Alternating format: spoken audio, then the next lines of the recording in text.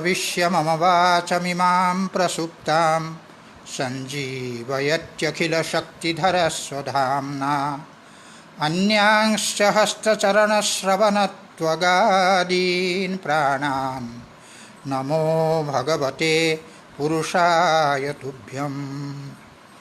योगेन चित्तस्य पदेन वाचां मलं शरीरस्य च वैद्यकेन योपाकरोत्तं प्रवरं मुनीनां पतञ्जलिं प्राञ्जलिरानतोऽस्मि। पतञ्जलिं प्राञ्जलिरानतोऽस्मि। पतञ्जलिं प्राञ्जलिरानतोऽस्मि। संपूर्णानंद संस्कृत विश्वविद्यालय के माननीय कुशल कुलपति प्रोफेसर राजाराम शुक्ल जी, प्रोफेसर हरिप्रसाद अधिकारी जी एवं संपूर्णानंद संस्कृत विश्वविद्यालय के समस्त विद्वज्जन और इस समूह से जुड़े समस्त श्रोतागण, सर्वप्रथम मैं माननीय कुलपति सहित आप सबका अंतर्राष्ट्रीय योग दिवस के शुभ अवसर पर हार्दिक अभिनंदन करता हूं। तत्पश्चात मैं हमारे देश के माननीय प्रधानमंत्री श्री नरेंद्र भाई मोदी जी के प्रति हृदय से आभार व्यक्त करता हूं, उनका मैं अभिनंदन करता हूं, क्योंकि उन्होंने ही हमारी योग विद्या को विश्व पटल पर प्रतिस्थापित किया और उनके प्रयास से ही सन 2015 को 21 जून को अंतर्राष्ट्रीय योग दिवस का शुभारंभ हुआ। तब से यह जो योग दिवस है चलता आ रहा है और आज यह 6th अंतर्राष्ट्रीय योग दिवस है। इन प्रयासों के लिए मैं माननीय प्रधानमंत्री जी के प्रति हृदय से आभार व्यक्त करते हुए उनका अभिनंदन करता हूँ। आभार इसलिए कि उन्होंने इसके द्वारा संस्कृत विद्या और योग विद्या की बहुत बड़ी सेवा की है। आज इस अवसर पर विचारणीय विषय के रूप में विषय रखा गया है कि वर्तमान परिप्रेक्ष्य में योग की भूमिका। सबसे पहले मैं बताना चाहूँगा कि वर्तमान परिप्रेक्ष्य से हमारा तात्पर्य क्या है। वर्तमान परिप्रेक्ष्य जैसा कि आप सभी लोग जानते हैं कि आज केवल भारत ही नहीं अपितु संपूर्ण विश्व कोरोना के संताप से संतप्त है। सभी लोग इस महामारी से भयभीत हैं। तो इस परिप्रेक्ष्य में योग की क्या भूमिका हो सकती है। एक तो वर्तमान परिप्रेक्ष्य यह है और दूसरा वर्तमान परिप्रेक्ष्य यह है कि देश में हम देखते हैं कि हिंसा व्याप्त है स्थान स्थान पर। मानव का व्यवहार पाशविक होता जा रहा है। तो ऐसी परिस्थिति में, ऐसे परिप्रेक्ष्य में जो हमारा योग है उसकी क्या भूमिका हो सकती है, इस संदर्भ में विचार करना इस समय मैं आवश्यक समझता हूँ। इसी दृष्टि से मैंने यह विषय दिया है और इस संदर्भ में बात करने के पूर्व मैं बताना चाहूँगा कि हमारे एक प्रिय विद्यार्थी डॉक्टर अरविंद कुमार तिवारी ने योग के संदर्भ में एक छोटा सा अनुष्टुप छंद लिखा है जो मुझे बहुत अच्छा लगा वो है आयुरारोग्य शांत्यर्थम बलबुद्धि विवृद्धये योग एव मनुष्याणां जीवनेस्ति महौषधम। अर्थात आयु, आरोग्य और शांति के लिए तथा बल और बुद्धि की वृद्धि के लिए योग ही मनुष्य के जीवन में सबसे बड़ा महौषध है। अब इस पर अगर हम विचार करें आज के संदर्भ में, आज के परिप्रेक्ष्य में,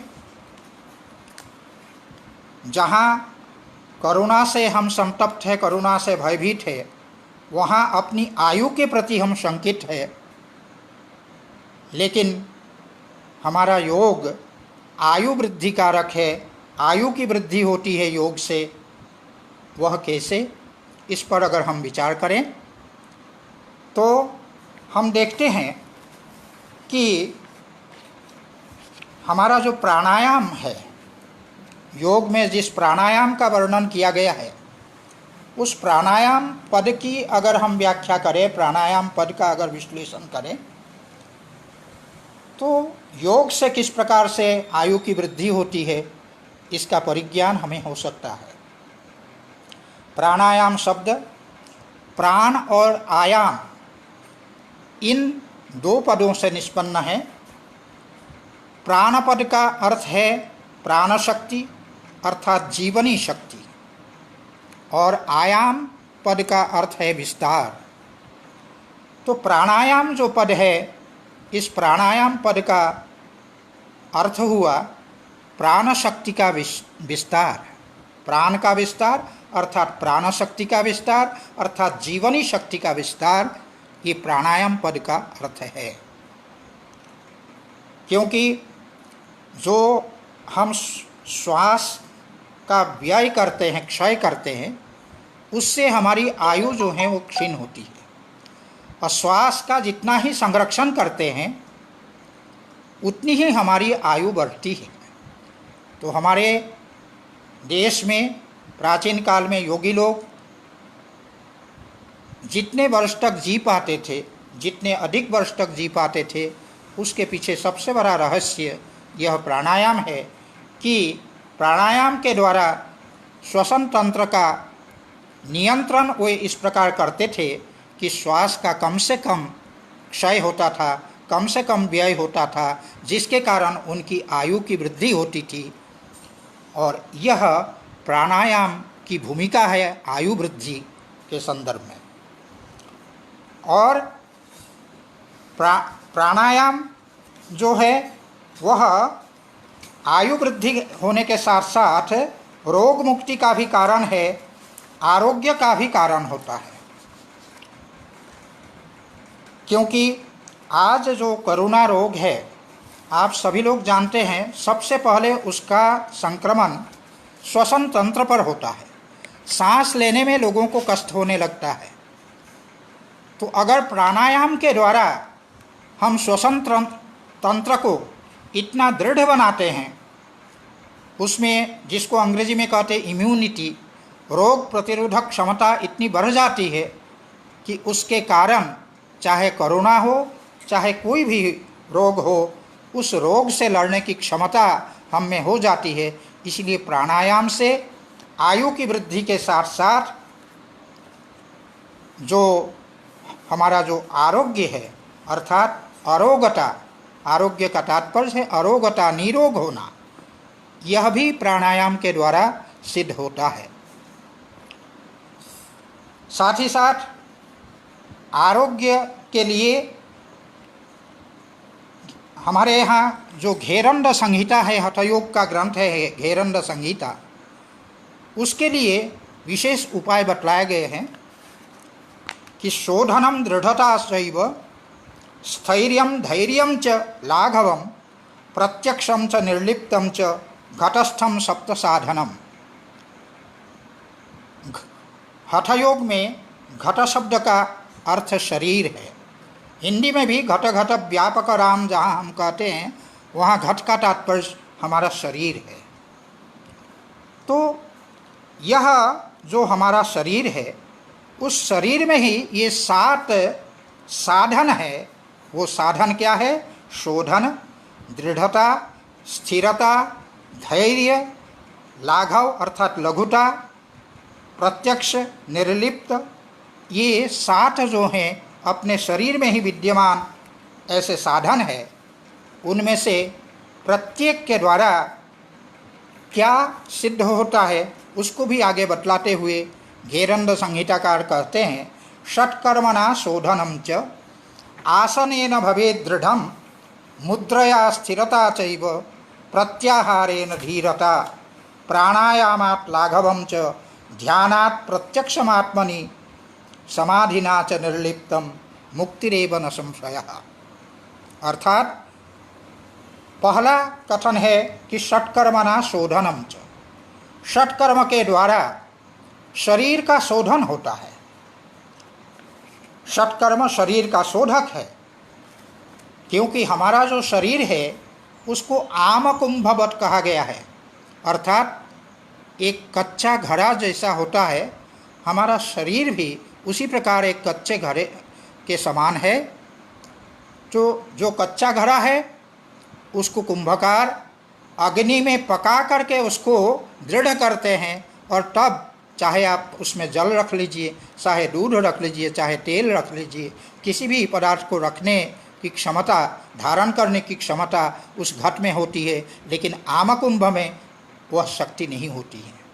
ठीक उसी प्रकार जो हमारा शरीर है वो आमकुंभ के समान है, एक कच्चा घड़ा के समान है, उसको पकाना पड़ता है, योग रूपी अग्नि में उसको पकाना पड़ता है। जब हम योग रूपी अग्नि में उसका परिपाक करते हैं, उसको पकाते हैं, तो उससे उसमें दृढ़ता आती है।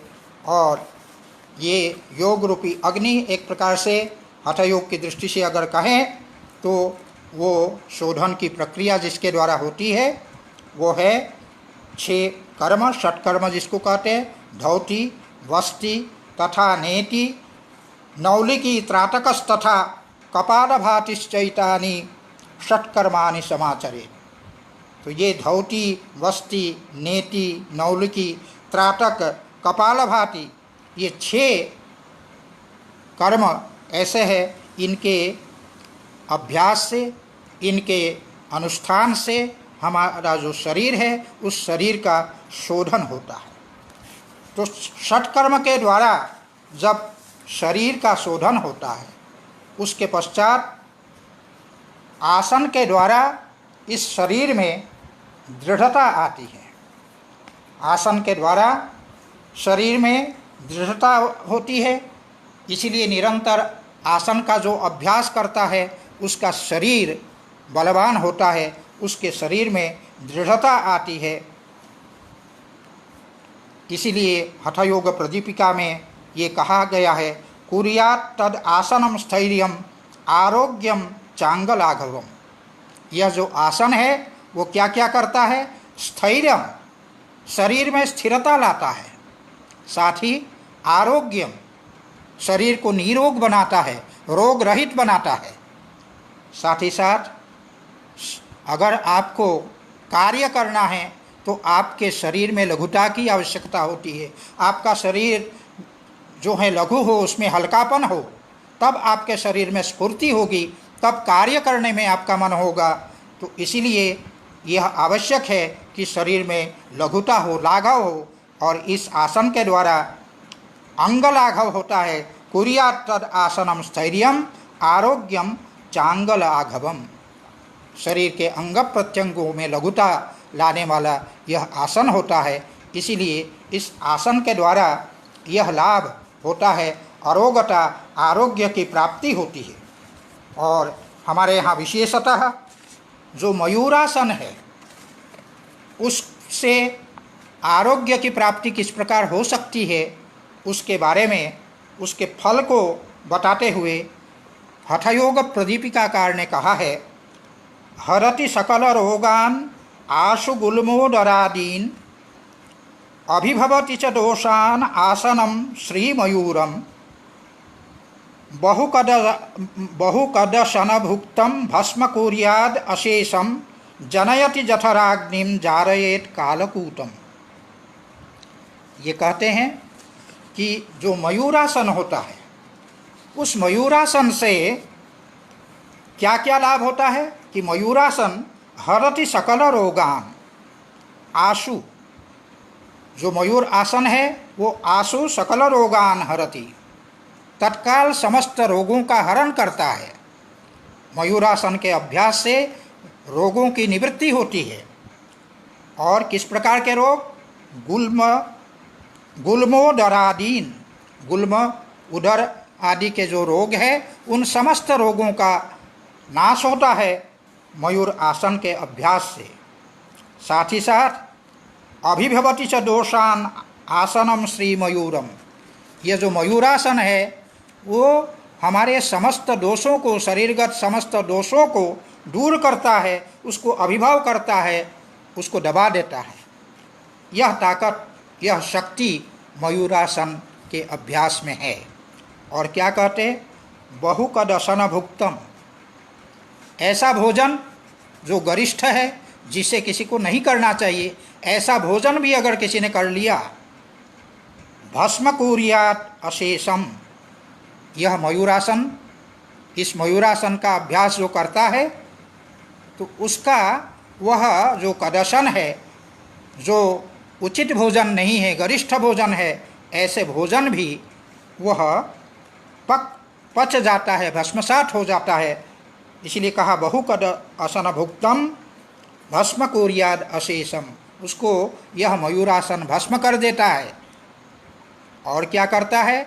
जनयति जठराग्निम जारयेत कालकूटम, यह जठराग्निम जनयति, जो हमारे शरीर के भीतर जो अग्नि है, जिस अग्नि के कारण हमारी पाचन क्रिया होती है, जिस अग्नि के बिना, वह अग्नि अगर कुपित हो, अग्नि अगर मंद हो तो हमारी पाचन क्रिया संभव नहीं है। और पाचन क्रिया अगर सही नहीं है तो निश्चित रूप से हम रोगग्रस्त होंगे।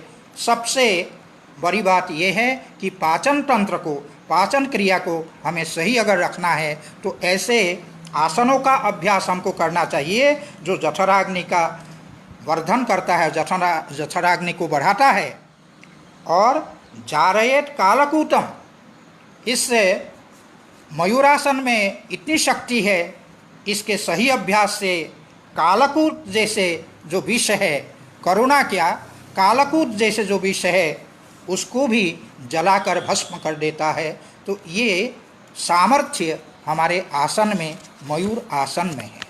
तो इस प्रकार ये जो अन्य जो आसन है, एक एक आसन के जो लाभ है उसको बताने का अवसर नहीं है, बहुत अधिक समय लगेगा, इसीलिए मैं उसके विस्तार में नहीं जा रहा हूँ।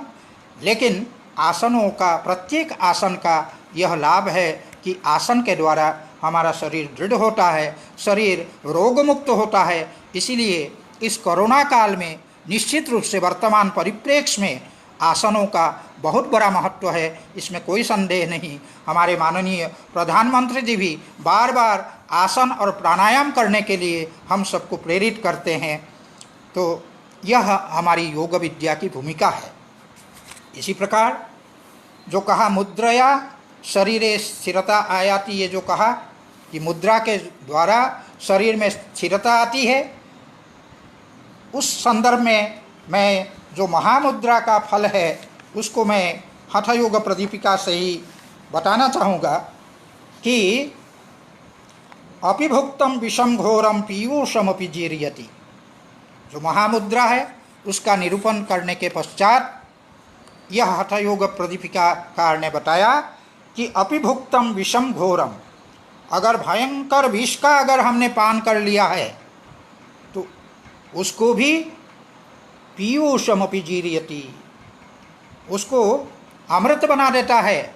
और यह सामर्थ्य उस महामुद्रा में है कि घोर विष को भी वो अमृत बना देता है। तो यह सामर्थ्य महामुद्रा में है। इसीलिए मुद्रा के द्वारा शरीर में स्थिरता आती है, मुद्रा के द्वारा हमारा शरीर स्थिर होता है, किसी रोग से ग्रस्त नहीं होता है। ये मुद्रा का महात्म्य है। और प्रत्याहारेण धीरता, प्रत्याहार के द्वारा शरीर में धीरता अर्थात धैर्य आता है। तो धैर्य की प्राप्ति प्रत्याहार से होता है। प्रत्याहार है क्या? इंद्रियाणि विषयेभ्यः प्रतीपम आह्रियन्ते अस्मिन् इति प्रत्याहारः, जिसमें इंद्रियों को हम, इंद्रियों के जो विषय है, जैसे हमारे पंच ज्ञानेंद्रिय है, श्रोत्र, त्वक, चक्षु, रसना और घ्राण, इनके क्रमशः शब्द, स्पर्श, रूप, रस और गंध, ये 5 विषय है। निरंतर इंद्रियों का स्वभाव है, उसमें इतना चांचल्य है कि निरंतर विषयों की ओर इंद्रियां उन्मुख होती है।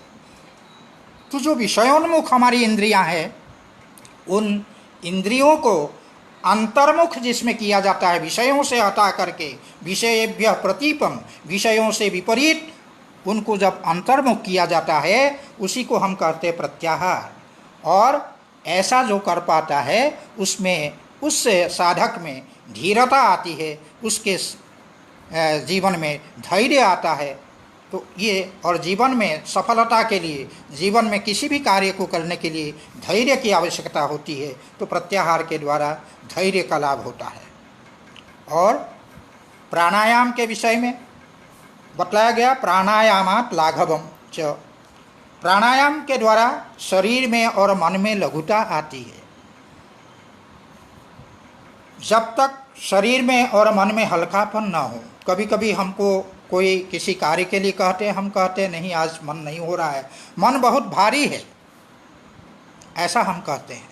तो मन जब भारी होता है तब हम कार्य करने में असमर्थ होते हैं, हमारे शरीर में अकर्मण्यता आ जाती है। तो ये जो है प्राणायाम, जो है निरंतर प्राणायाम का जो अभ्यास करते हैं, उससे शरीर में और मन में वो लघुता आती है।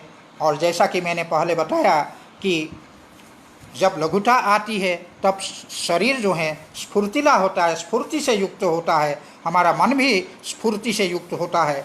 इसलिए उपनिषद में ये कहा गया है कि न तस्य रोगो न जरा न मृत्यु प्राप्तस्य योगाग्निमयम शरीरम। इस प्रकार से योगाग्नि के द्वारा जिसका शरीर, अर्थात आसन, प्राणायाम आदि के द्वारा, सत्कर्म के द्वारा जो अपने शरीर को तपाता है, जो अपने शरीर को योगाग्नि के द्वारा तपाता है, उसको न रोग का भय है, न तस्य रोगो, न जरा, न उसमें बुढ़ापा आती है, न जरा आती है, न मृत्यु, न मृत्यु का कोई उसको भय होता है।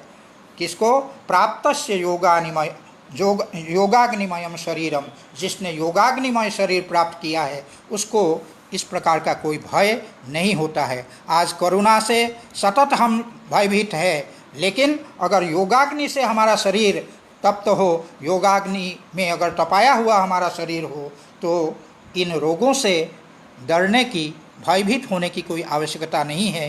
रोग उसको आक्रांत नहीं कर सकता है। ये योग की भूमिका है वर्तमान परिप्रेक्ष्य में।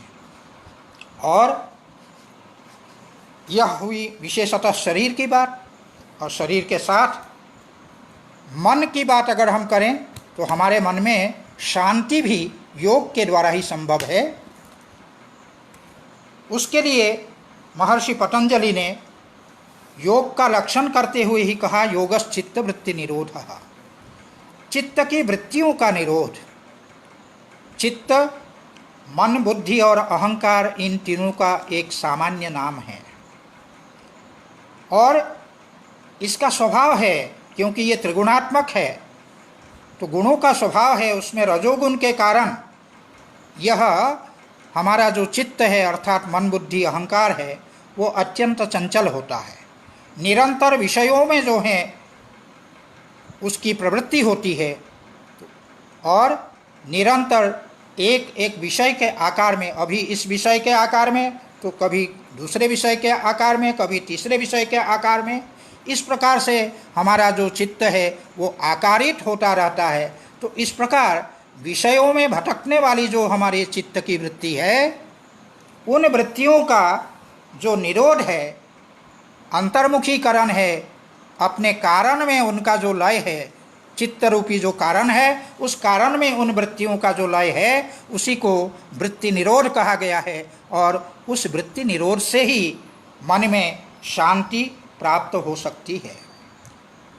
उनका उन वृत्तियों का विशद वर्णन करने का अवसर नहीं है, लेकिन हम कुछ और अतिरिक्त जो चर्चा महर्षि पतंजलि ने की है चित्त के प्रसादन के लिए, चित्त को प्रसन्न करने के लिए, चित्त को शांत करने के लिए, उसकी चर्चा मैं अवश्य यहाँ करना चाहूँगा।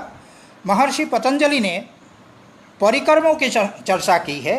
उन परिक्रमों में एक प्रधान परिक्रम है मैत्री करुणा मुदितो उपेक्षा नाम सुख दुख पुण्य विषयानाम भावनातश्चित्त प्रसादनम। अर्थात सुखितेषु मैत्री, सुखी व्यक्ति को देखकर उनके साथ मित्रता की भावना करनी चाहिए।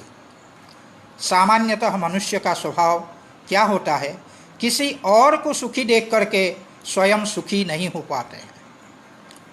आज ही हमने समाचार पत्र में पढ़ा कि मुकेश अंबानी की गणना अब विश्व के सर्वोच्च जो 10 धनाढ्य लोग हैं उनमें उनकी गणना हो गई है।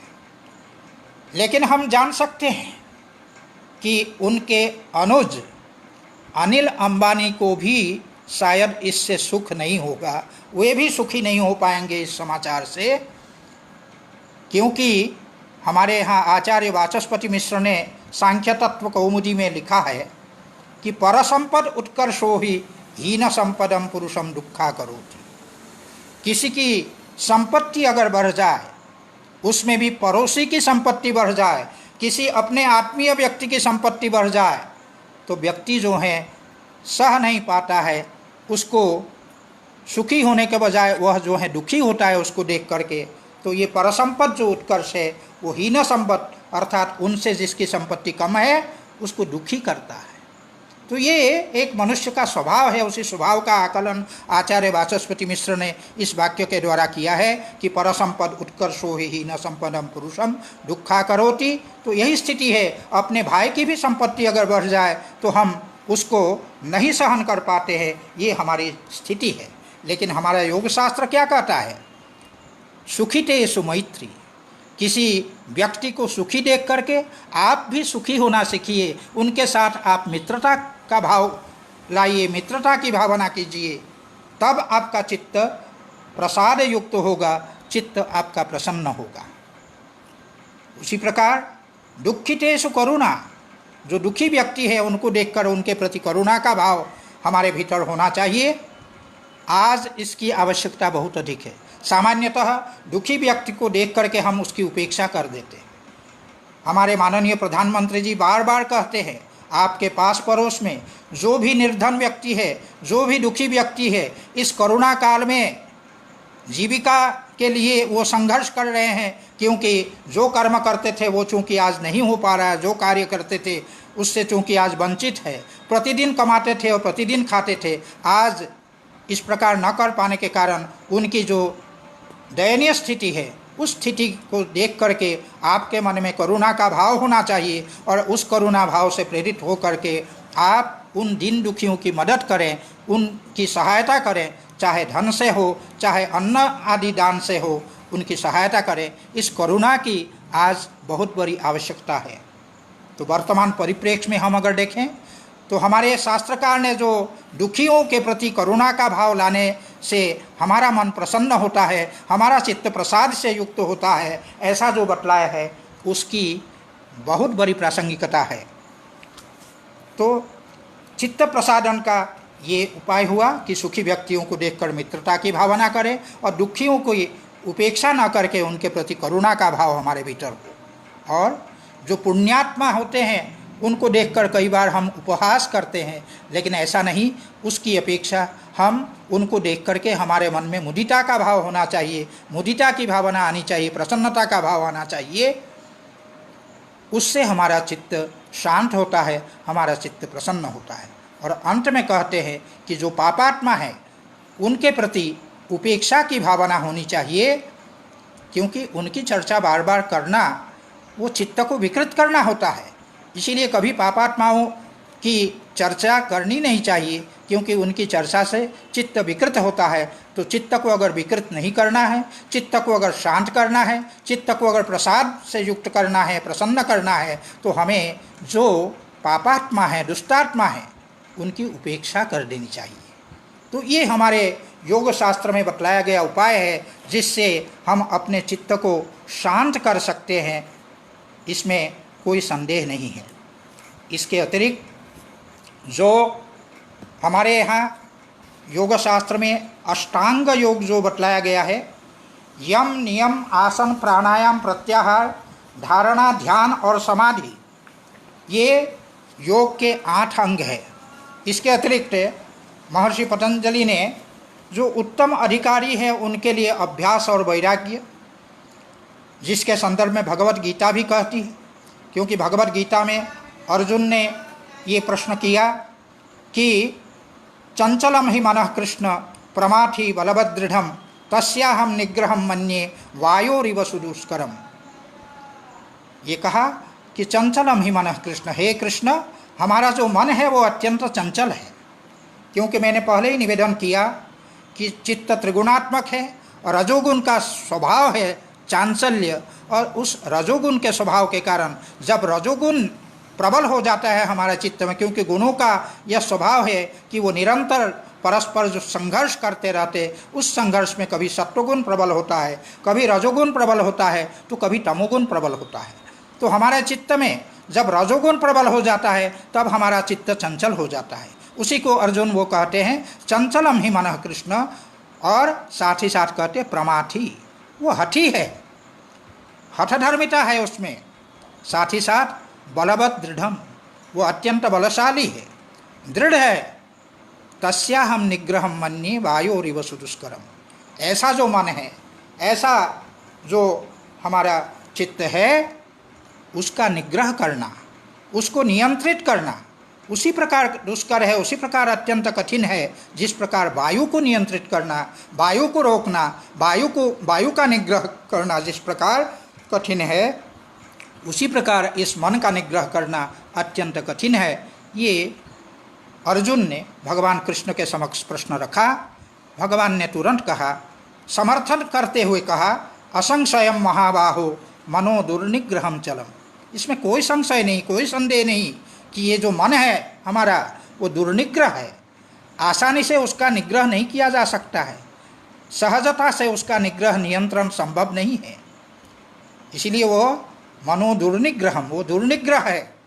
और साथ ही साथ जैसा तुमने बताया चंचलम ही मनः कृष्ण, निश्चित रूप से वो चल है, चंचल है, चांचल्य उसमें है, इसमें कोई संदेह नहीं है। लेकिन हम आशावादी है, निराशावादी नहीं है कि उसका निग्रह सर्वथा असंभव है, ऐसा नहीं है। उसका निग्रह किया जा सकता है। तो उसके लिए उपाय क्या है? अभ्यास न तो कौन्तेय वैराग्य न च गृह्यते। अभ्यास और वैराग्य के द्वारा उसका निग्रह किया जा सकता है। अभ्यास किसको कहते हैं? महर्षि पतंजलि ने कहा, तत्र स्थितौ यत्नः, मन की स्थिरता के लिए जो यत्न किया जाता है, प्रयास किया जाता है, उत्साह किया जाता है, उसको उसमें अभ्यास शब्द से कहा गया है योग में। और वैराग्य 2 प्रकार का होता है। एक सांसारिक जो वस्तु है, उन वस्तुओं के प्रति, उन वस्तुओं के अर्जन में भी दोष है, रक्षण में भी दोष है, और उसके प्रति आसक्ति होती है, उसमें भी दोष है। इस प्रकार से इन विषयों में, जो भौतिक विषय है, जो सांसारिक विषय है, उन विषयों में दोष ही दोष दिखाई पड़ने के कारण विषयों के प्रति जो वैराग्य है, इस सांसारिक विषयों के प्रति जो वैराग्य है, उस वैराग्य को कहते हैं अपर वैराग्य। और जिस सत्वगुण के कारण हम सत्व पुरुषान्यता ख्याति अर्थात बुद्धि और पुरुष, जड़ और चेतन के बीच में विवेक कर पाते हैं, उसके प्रति भी जब वैराग्य हो जाए, उस वैराग्य को कहते हैं योग में परवैराग्य। और यही परवैराग्य जो योग में बताया गया है, असंप्रज्ञात योग, उसके प्रति हेतु होता है, कारण होता है। तो इस प्रकार से अभ्यास और वैराग्य के द्वारा जो हमारा मन है, चंचल मन है, उस चंचल मन को हम शांत कर सकते हैं, उस चंचल मन को हम एकाग्र कर सकते हैं। तो इस प्रकार ये योग के द्वारा शांति की प्राप्ति अभ्यास और वैराग्य के द्वारा हो सकता है, मैत्री करुणा आदि के द्वारा हो सकता है। और जो मध्यम अधिकारी है उनके लिए क्रिया योग कहा। तप स्वाध्याय ईश्वर प्रणिधानानि क्रिया योग। तप है, स्वाध्याय है, ईश्वर प्रणिधान है, इसके द्वारा भी हम अपने चित्त को शांत कर सकते हैं और उनके द्वारा भी हम जो हमारा अशांत मन है उसको हम शांत कर सकते हैं। तो ये क्रिया योग बताया गया मध्यम अधिकारियों के लिए। और जो उत्तम जो सामान्य अधिकारी है, हम सब हैं, हमारे लिए अष्टांग योग का निरूपण किया महर्षि पतंजलि ने। यम नियम आसन प्राणायाम प्रत्याहार धारणा ध्यान और समाधि।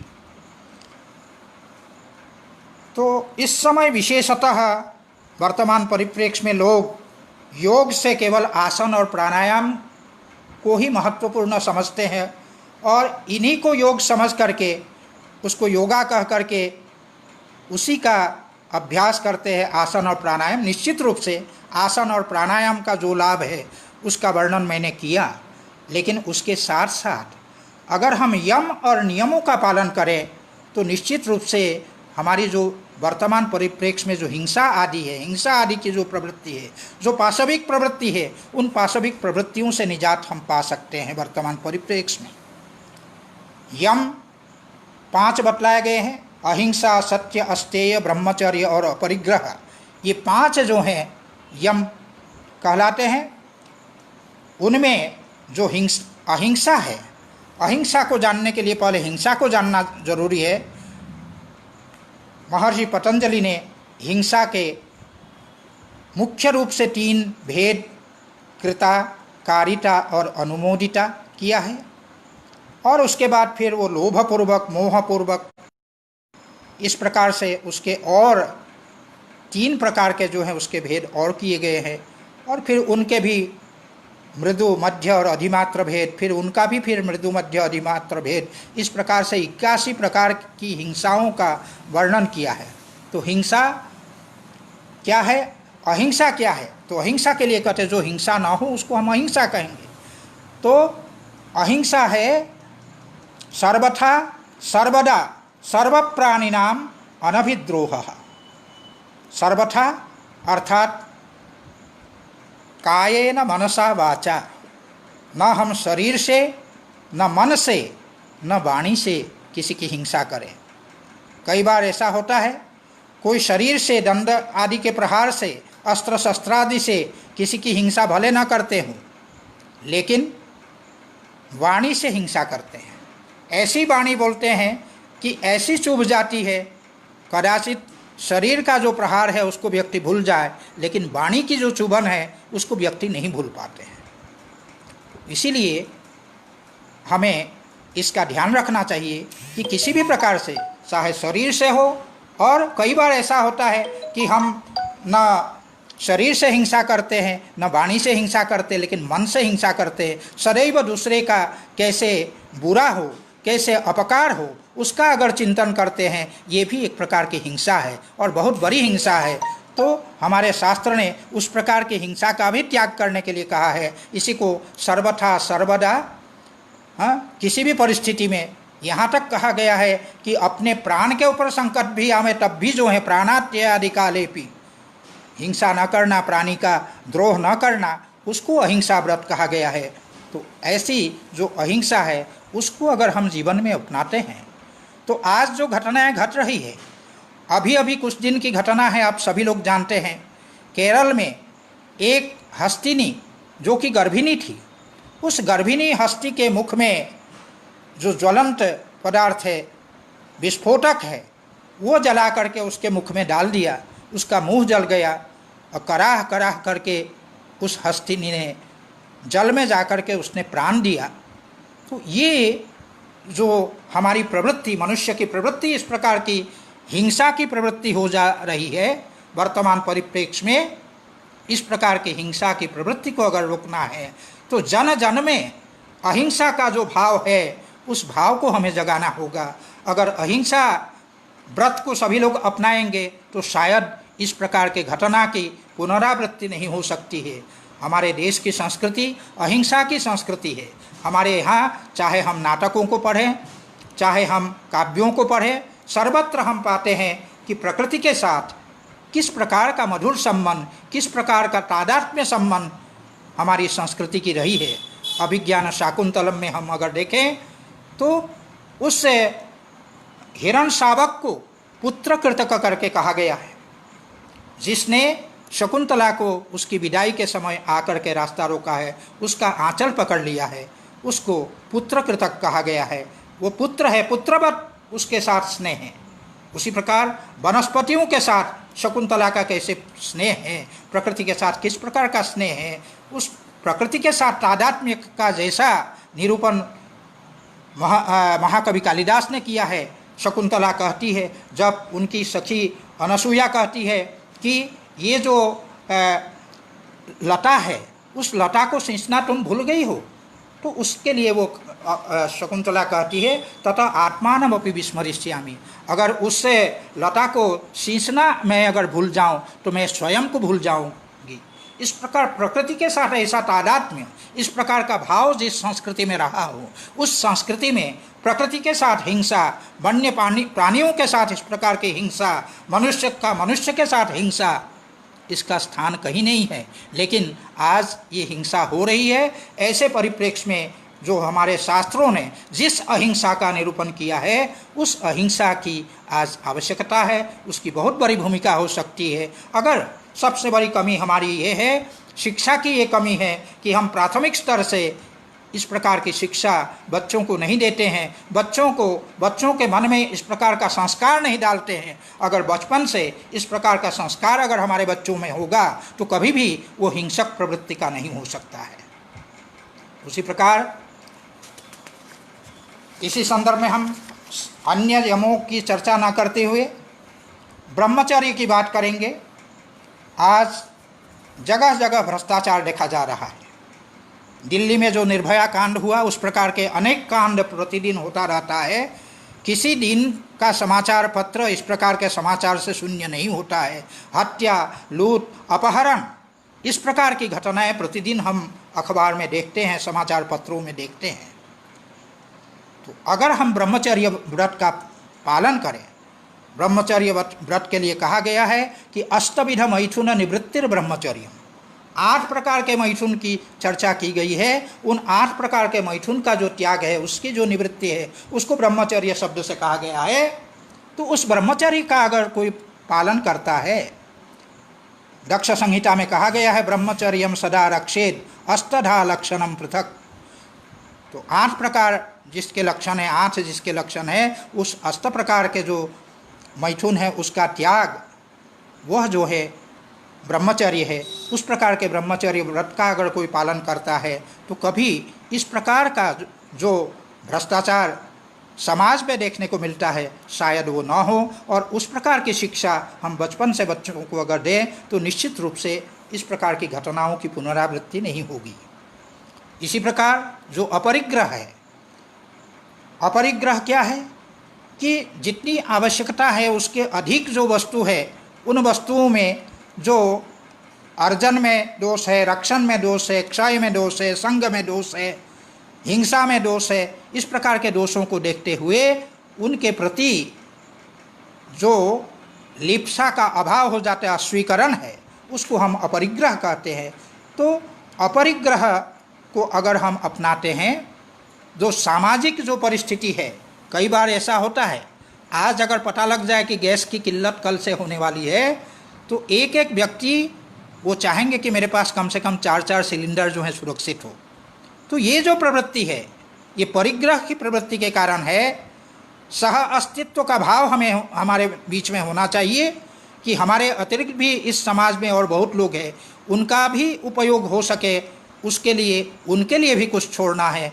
ये अगर मन में भाव हो, ये अपरिग्रह का भाव अगर हो, तब इस प्रकार सामाजिक जो दुर्व्यवस्थाएं हैं, उन सामाजिक दुर्व्यवस्थाओं को हम दूर कर सकते हैं। नियमों की चर्चा अगर हम करें तो शौच, संतोष, तपस्, स्वाध्याय, ईश्वर प्रणिधानानि नियमा, उसमें शुचिता की अगर बात करें, आज आप देख रहे हैं कि उस शुचिता की परम आवश्यकता हो गई है। बार बार हाथ धोने के लिए कहा जा रहा है, वो भी 20-20 सेकंड तक आप अपना हाथ निश्चित रूप से धोएं। जिस किसी वस्तु को भी छुएं उसके बाद आप हाथ धोएं। मित्रों, हमारे यहाँ कर्मकांड को भी अगर देखें तो प्रत्येक कार्य के बाद हस्त प्रक्षालनाय जलम समर्पयामि ये कहा जाता है। प्रत्येक कार्य के बाद हस्त प्रक्षालन होता है। तो ये हमारी संस्कृति है। तो शौच शुचिता जो है दो प्रकार की होती है, एक बाह्य शुचिता और एक आभ्यंतर शुचिता। बाह्य शुचिता जो है मृत जलादि भी, पहले मृत्तिका और जल आदि से वो शुचिता होती थी, वो पवित्रता होती थी, वह निर्मलीकरण होता था। लेकिन आज उसका स्थान फेनिल ने, साबुन ने ले लिया और हैंड वॉश इत्यादि ने ले लिया। कोई बात नहीं, उसके द्वारा हम जो बाह्य शुचिता है उसको तो अपनाते हैं, लेकिन आभ्यंतर शुचिता पर हम ध्यान नहीं देते हैं। हमारा जो अंतःकरण है वो काम, क्रोध, लोभ, मोह, मद, मात्सर्य आदि से ऐसे मलों से इस प्रकार से भरा हुआ है कि जब तक इन मलों का आक्षालन नहीं करेंगे, इनको जब तक धो नहीं डालेंगे, तब तक हमारा चित्त कभी पवित्र नहीं हो सकता है। और जब तक चित्त पवित्र नहीं होगा तब तक चित्त शांत नहीं हो सकता है, जीवन में शांति नहीं आ सकती है। तो उसके लिए उस आभ्यंतर शुचिता की भी ज़रूरत है। और उसके लिए योग शास्त्र ने जो बताया, जिसका निरूपण मैंने पहले किया कि मैत्री आदि जो भावना है, उन भावनाओं को हमको अपनाना चाहिए, जिससे हमारे चित्त के मलों का आक्षालन हो जाए, वे धुल जाए और हमारा चित्त निर्मल हो जाए। इसके बाद शौच के बाद जो संतोष है उसकी आज बहुत बड़ी आवश्यकता है। क्यों? संतोष के बिना हमारे जीवन में सुख और शांति संभव नहीं है। संतोष क्या है? यदृच्छा लाभतो नित्यम अलम पुंसो भवेदिति। जो अनायास हमको चीज़ें प्राप्त हो जाए, उसी से हम अगर हमारे मन में अगर अलम बुद्धि हो कि ये पर्याप्त है, हमारे जीवन यापन के लिए इतना पर्याप्त है, इससे अधिक की हम आकांक्षा न करें। जीवन यापन के लिए, समाज के कल्याण के लिए, राष्ट्र के कल्याण के लिए जितना आवश्यक है, इसको अपने आवश्यकता के अंतर्गत आप ले लें। तो इन आवश्यकताओं के अतिरिक्त हम किसी और अधिक की आकांक्षा न करें, अभिलाषा न करें। इसी को हम कहते हैं संतोष। ताम निष्ठाम ऋषय प्राहु संतोषम सुख लक्षणम। क्योंकि संतोष को सुख लक्षण कहा गया है, क्योंकि संतोष परमम सुखम हमारे यहाँ कहा गया है। योग सूत्र में भी संतोष का फल बताते हुए कहा गया है, संतोषाद अनुत्तम सुख लाभ। संतोष से वह ऐसा सुख प्राप्त होता है जिससे बढ़कर कोई और सुख हो नहीं सकता है। वह परम सुख जो है, वो परमानंद रूप जो परम सुख है, उस सुख की प्राप्ति इसी संतोष के द्वारा हो सकता है। क्योंकि जीवन में जो हमारी कामनाएं हैं, उन कामनाओं का तो कोई अंत नहीं है। हमारी इच्छाओं का, हमारी तृष्णाओं का तो कोई अंत नहीं है। इसीलिए हम अगर यह चाहें कि हम अपने कामनाओं की जो पूर्ति है, कामनाओं का उपशम है, वो हम भोग के द्वारा करें, निरंतर तो हम भोग करते जा रहे हैं। आज हम जितने ऐश्वर्य संपन्न हैं, शायद ही लोग इतने ऐश्वर्य संपन्न कभी रहे हों। लेकिन इतने ऐश्वर्य संपन्न होने के बाद भी मानसिक शांति नहीं है। उसके पीछे क्या कारण है? असंतोष। जितना भी पा रहे हैं वो हमको कम लगता है। और इस असंतोष की बात भर्तृहरि ने की है, तृष्णा की बात भर्तृहरि ने की है। निस्वी वस्ति शतम। जिसके पास एक भी रुपया ना हो वो सोचता है कि मेरे पास 100 रुपये हो जाए। शती दश शतम। 100 रुपया होने के बाद वो सोचता है कि मेरे पास 1000 रुपये हो जाए। लक्षम सहस्राधिपः। जब 1000 रुपया हो जाता है वो सोचता है कि मेरे पास 1,00,000 रुपये हो जाए। लक्षेश क्षितिपालता। 1,00,000 रुपया होने के बाद वो सोचता है कि मैं राजा बन जाऊं, क्षितिपालता को प्राप्त कर लूं। और क्षितिपति ही चक्रे शताम वांछति। अगर वो राजा बन जाए उसके बाद उसकी इच्छा बढ़ करके होता है कि मैं चक्रवर्ती राजा बनूं। फिर चक्रवर्ती राजा बनने के बाद चक्रे सह पुनरिंद्रताम। चक्रवर्ती राजा बनने के बाद वो इंद्र पद को प्राप्त करना चाहते हैं। और शचीपति ही ब्राह्मण पदम वांछति। इंद्र भी ब्रह्मा के पद को प्राप्त करना चाहता है। ब्रह्मा भी सुखी नहीं है, ब्रह्मा भी संतुष्ट नहीं है। ब्रह्मा विष्णु पदम। ब्रह्मा भी विष्णु के पद को प्राप्त करना चाहता है। और हरि शिव पदम। अंत में विष्णु भी वो संतुष्ट नहीं है। विष्णु भी चाहते हैं कि मैं शिव के पद को प्राप्त करूं। इसीलिए अंत में भर्तृहरि कहते हैं, तृष्णा अवधिम को गतः, तृष्णा का पार किसने पाया है। मित्रों, अगर ये तृष्णा से अगर पार पाना है, तृष्णा जब तक रहेगी तब तक हम सदैव अशांत रहेंगे। हमारा मन जब तक शांत नहीं होगा तब तक हम कोई भी अच्छा कार्य नहीं कर सकते हैं। इसीलिए मन में अगर शांति चाहिए, मन को अगर शांत करना है तो हमें संतोष को अपनाना होगा। मैं इसीलिए कई बार कहता हूँ कि संतोष ब्रेक हमें लगाना पड़ेगा। अधिक अगर हम तेज़ी से भागेंगे उसके पीछे तो कहीं ना कहीं दुर्घटना घटेगी। तो इसीलिए संतोष को हमको जीवन में अपनाना होगा। संतोष के द्वारा ही तृष्णा का पार हम पा सकते हैं। मनुस्मृति में कहा गया है, न जातो कामः कामानाम उपभोगे न साम्यति। जो हमारी कामनाएं हैं उपभोग से शांत नहीं हो सकती है, अपितु विपरीत क्या होता है, हविषा कृष्ण वर्तमेव भूय एवाभिवर्धते। जिस प्रकार अग्नि में जो कृष्ण वर्तमा है अग्नि, उस अग्नि में जिस प्रकार हविष प्रदान करने से अग्नि अधिक प्रज्वलित होती है, अग्नि धधकती है, उसी प्रकार हमारी जो इच्छाएं हैं उनकी पूर्ति अगर हम उपभोग से करना चाहेंगे तो हमारी इच्छाएं, हमारी तृष्णाएं और बढ़ती जाएगी और उसको कभी हम शांत नहीं कर पाएंगे। इसीलिए हमें जीवन में संतोष को अपनाना पड़ेगा। इसके अतिरिक्त हमारे योग में, पातंजल योग में विशेषतः तप के महत्व का भी प्रतिपादन किया गया है। उन तप का वर्णन श्रीमद् भगवद गीता में भी किया गया है। भगवद गीता में शारीर तप, वांग्मय तप और मानस तप, और उसके पश्चात सात्विक तप, राजस तप और तामस तप, इस प्रकार से तप के जो भेद है उनका निरूपण किया गया है। उनको आप भगवद गीता से ही देख सकते हैं। उसमें 17वें अध्याय में 14 से लेकर 19वें श्लोक तक इनका वर्णन है, जहाँ पर शारीर तप की बात की गई है। व्याख्या में नहीं करूँगा, केवल श्लोक का वाचन कर दे रहा हूँ। देवद्विज गुरु प्राज्ञ पूजनम शौचमार्जवम ब्रह्मचर्यम अहिंसा च शारीरम तप उच्यते। ये शारीर तप है। और अनुद्वेगकरम वाक्यम, किसी के प्रति उद्वेगकारक वाक्य का हम प्रयोग न करें।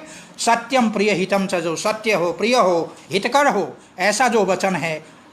स्वाध्यायाभ्यसनम चैव वाङ्मयम तप उच्यते, इस प्रकार का जो वचन है, वाणी है, उसको वाङ्मय तप कहा गया है। और मानस तप मनः प्रसाद सौम्यत्वम मौनम आत्मविनिग्रह भाव संशुद्धिरित्येतत् तपो मानसमुच्यते। तो ये मानस तप है। और सात्विक तप क्या है, श्रद्धया परया तप्तम तपस्तत्रिविधम नरैः। कुछ लोग श्रद्धा से तप करते हैं। जो श्रद्धा से तप करते हैं वह तप जो है और अफलाकांक्षा भी युक्त ही है। जो फल की आकांक्षा किए बिना जो तप करते हैं वह तप जो है वो सात्विक तप कहलाता है। अफलाकांक्षा भी युक्त सात्विकम परिचक्षते। और राजस तप कौन सा होता है, जो सत्कार मान पूजार्थम तपो दम्भेन चैव जत्। दम्भ से युक्त होकर के, अहंकार से युक्त होकर के सत्कार मान पूजा आदि के लिए जो तप करते हैं, क्रियते तदिह प्रोक्तम राजसम चलम ध्रुवम। इस प्रकार का जो तप है वो राजस तप है, वो अध्रुव है, वो ध्रुव नहीं है, स्थायी नहीं है। और साथ ही साथ जो तामस तप है उसका वर्णन करते हुए कहा, मूढ़ग्राहेनात्मनो यत् पीडया क्रियते तपः परस्योत्सादनार्थम वा तप तामसमुदाहृतम। इस प्रकार से तामस तप का भी वर्णन किया गया है। समय न होने से विस्तृत व्याख्या उनका मैं नहीं कर पाऊंगा। तो इस प्रकार के जो तप है, जीवन में हमको इन तप को अपनाना पड़ेगा। जब तक हम तप में स्वयं को नहीं तपाएंगे तब तक हमारे जीवन में वह शांति नहीं आ सकती है। और जीवन को तप से जब तपाएंगे तब हम रोग से भी मुक्त हो सकते हैं, शारीर और मानस रोग से भी मुक्त हो सकते हैं, साथ ही साथ मानसिक शांति की भी प्राप्ति हम कर सकते हैं।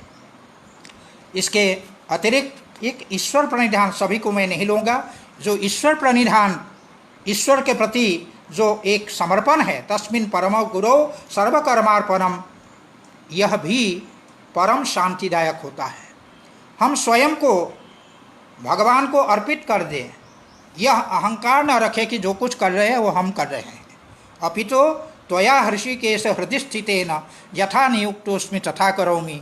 हे हृषिकेश, तुम जिस प्रकार से मुझे नियुक्त कर रहे हो, प्रवृत्त कर रहे हो, उसी प्रकार से मैं कार्य कर रहा हूँ। इसमें मेरा कर्तृत्व तो नहीं है, करने वाले तुम हो, मैं एक निमित्त मात्र हूँ। इस रूप में जब कोई कर्म करते हैं, भगवान कहते हैं यत् करोसि यदश्नासि यज्जुहोसि ददासि यत् तत्तपस्यसि कौन्तेय जब तपस्यसि कौन्तेय तत्कुरुष्व मदर्पणम। तुम जो कुछ करते हो, जो कुछ भोजन करते हो, आहार करते हो, जो हवन करते हो, जो दान करते हो, जो तपस्या करते हो, हे कौन्तेय सब कुछ मुझ में अर्पित कर दो। तो इस प्रकार भगवत अर्पण बुद्धि से जब कोई कर्म करता है, वो कर्म कभी किसी के लिए बंधन कारक नहीं होता है। वह कर्म शांतिदायक होता है, मन को शांत करने वाला होता है। इसीलिए हमको जीवन में ईश्वर प्रणिधान को अपनाना चाहिए।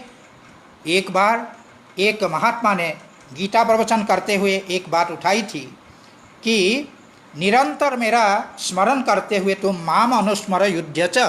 ये जो कहा गया है भगवत गीता में कि निरंतर तुम मेरा स्मरण करो और युद्ध करो। जीवन का हर कार्य हमारे लिए युद्ध है।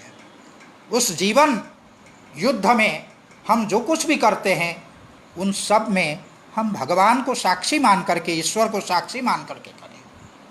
तब क्या होता है, महात्मा ने कहा था, कई बार संत व्यक्ति का भी मन अगर एकांत में होता है तो कभी डोलायमान हो जाता है, कभी किसी प्रकार का असत कर्म करने के लिए भी प्रवृत्त हो सकता है।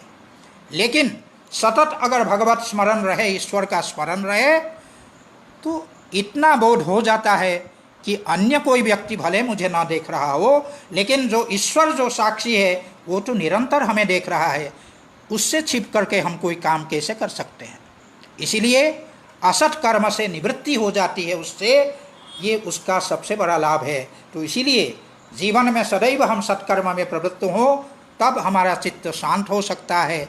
तो उस चित्त की शांति के लिए, मन की शांति के लिए हमें ईश्वर प्रणिधान भी अवश्य करना चाहिए। इस प्रकार से जो यम और नियम, इनका जो जीवन में महत्व है, उनको हमें अवश्य जीवन में अपनाना चाहिए। और अंतिम जो 3 योगांग है, धारणा, ध्यान और समाधि, इसका जीवन में बहुत बड़ा महत्व है। धारणा उसको कहते देशबंधस चित्तस्य धारणा। हम चित्त को किसी एक देश विशेष में, देश 2 प्रकार का होता है, बाह्य देश और आभ्यंतर देश। तो आभ्यंतर देश जैसे हम हृदय पुंडरीक कहते, हृदय कमल, उसकी कल्पना की गई है, उसमें हम चित्त की धारणा करते हैं, या नासिका के अग्रभाग में हम करते हैं, या जिह्वा के अग्रभाग में करते हैं। ये सब हमारा अंतर्देश है। इसमें जो धारणा करते हैं, उसमें जो चित्त को हम लगाते हैं, उसको हम कहते हैं आंतर धारणा, आभ्यंतर धारणा। और बाह्य धारणा, देव प्रतिमा आदि में जब हम चित्त को लगाते हैं, चित्त को एकाग्र करने का प्रयास करते हैं, तो उस धारणा को हम कहते हैं बाह्य धारणा। इससे हमारा चित्त एकाग्र होता है, और जहाँ पर हम धारणा कर रहे हैं उसी में तत्र प्रत्ययैकतानता, उसी में अगर हमारे ध्यान की एकतानता हो, ज्ञान की एकतानता हो, प्रत्यय की एकतानता हो, सदृश प्रवाह हो, तैल धारावत अविच्छिन्न प्रवाह हो, तो उसको हम कहते हैं ध्यान। तत्र प्रत्ययैकतानता ध्यानम, अर्थात ध्येय का निरंतर चिंतन, वो जो है ध्यान है। और अंत में जो समाधि है वो है तदेव अर्थमात्र निर्भासम स्वरूप शून्यमिव समाधि। सामान्यतः जब हम किसी का ध्यान करते हैं उसमें 3 चीज़ें होती है, एक ध्याता, ध्यान करने वाला, और ध्येय जिसका हम ध्यान कर रहे हैं वह, और ध्यान जो ज्ञानात्मक है। ये 3 चीज़ें होती है। लेकिन जब ये तीनों का भेद मिट जाता है, केवल जो ध्येय है उसके आकार में हमारा चित्त जो है आकारित होता है, अर्थमात्र निर्भास होता है, ध्येय मात्र निर्भास होता है, और जो ध्यन का अपना स्वरूप है, ज्ञानात्मक स्वरूप, उस स्वरूप से जब शून्य हो जाता है उसी को हम समाधि कहते हैं। जब ध्याता ध्यान ध्येय का जो भेद है मिट जाता है, एक रूप हो जाता है, केवल ध्येय रूप हो जाता है, तो उसको हम कहते हैं समाधि। तो इस समाधि को एकाग्रता की काष्ठा प्राप्ति कहा गया है। समाधि चित्तस्य ध्येय विषये एकाग्रतायाः काष्ठा प्राप्ति ही। समाधि जो है ध्येय के विषय में चित्त की एकाग्रता का काष्ठा प्राप्ति है। तो जब तक चित्त हमारा एकाग्र नहीं होगा, जब तक चित्त चंचल रहेगा, तब तक कभी भी हमारा जो चित्त है वो शांत नहीं हो सकता है, शांति प्राप्त नहीं कर सकता है। इसीलिए हमको जीवन में अगर आयु की वृद्धि प्राप्त करनी है और आरोग्य प्राप्त करना है, निरोग रहना है, साथ ही साथ शांति प्राप्त करनी है, बल और बुद्धि को बढ़ाना है, तो निश्चित रूप से हमें योग में बताए गए ये जो मार्ग है, इनके पथ पर हमको चलना पड़ेगा, इनका अनुसरण करना पड़ेगा, जीवन में योग को अपनाना पड़ेगा। इसीलिए ये योग हमारे जीवन में बहुत बड़ी भूमिका का निर्वाह करता है। तो इस योग को हमें जीवन में अपनाना चाहिए। इसी कारण से, इसी दृष्टि से हमारे माननीय प्रधानमंत्री जी ने न केवल भारत में अपितु विश्व पटल पर इस योग को प्रतिस्थापित किया है। आज अधिकांश देशों में अंतर्राष्ट्रीय योग दिवस ही नहीं मनाया जाता है, लोग योग का निरंतर अभ्यास करते हैं, भले वो आसन और प्राणायाम ही सही, एक सीढ़ी तो है, एक जो अंग है उसको तो अपनाया है। तो उसको अपना करके अनेक देश इस समय विशेष करके कोरोना के काल में इसकी प्रासंगिकता, उसकी जो रचना, योग की जो भी रचना का समय है, उस रचना के समय से भी, योग सूत्र के प्रणयन के समय से भी कहीं अधिक प्रासंगिकता, या हठयोग आदि ग्रंथों के प्रणयन के समय में उनकी जितनी प्रासंगिकता थी, आज कोरोना काल में उससे भी कहीं अधिक प्रासंगिकता, उसकी कहीं अधिक भूमिका इस समय हो सकती है। इन्हीं शब्दों के साथ मैं संपूर्णानंद संस्कृत विश्वविद्यालय के कुशल कुलपति प्रोफेसर राजाराम शुक्ल जी के प्रति मैं और उनके समस्त सहयोगियों के प्रति हृदय से धन्यवाद ज्ञापन करता हूँ, क्योंकि आपने मुझे इस प्रकार योग के विषय में आज योग दिवस के अवसर पर 2 शब्द कहने का अवसर दिया। मैं इसलिए भी आपके प्रति विशेष धन्यवाद ज्ञापित करना चाहूँगा, आप का अभिनंदन करना चाहूँगा कि जो श्रीमद् भगवद गीता, जिसको मैं जीवन दर्शन कहता हूँ, निरंतर आजकल प्रोफेसर हरिप्रसाद अधिकारी जी उसका प्रवचन कर रहे हैं, पाठ कर रहे हैं और प्रवचन कर रहे हैं। अनेक लोग उसमें सम्मिलित होकर के भगवद गीता का जो ज्ञान यज्ञ है उसमें अपनी आहुति दे रहे हैं। तो इस प्रकार के शुभ कार्य जो आप कर रहे हैं, और करुणा को एक विपत्ति के रूप में केवल न देख करके, एक अवसर के रूप में देख करके, सकारात्मक दृष्टि से आप इस प्रकार के जो ज्ञान यज्ञ है, ज्ञान सत्र है, उसका आयोजन करते हुए जो समाज का, विश्वविद्यालय का जो कल्याण कर रहे हैं, उसके लिए आपके प्रति हृदय से आभार व्यक्त करते हुए मैं अपनी वाणी को विराम देता हूँ। धन्यवाद।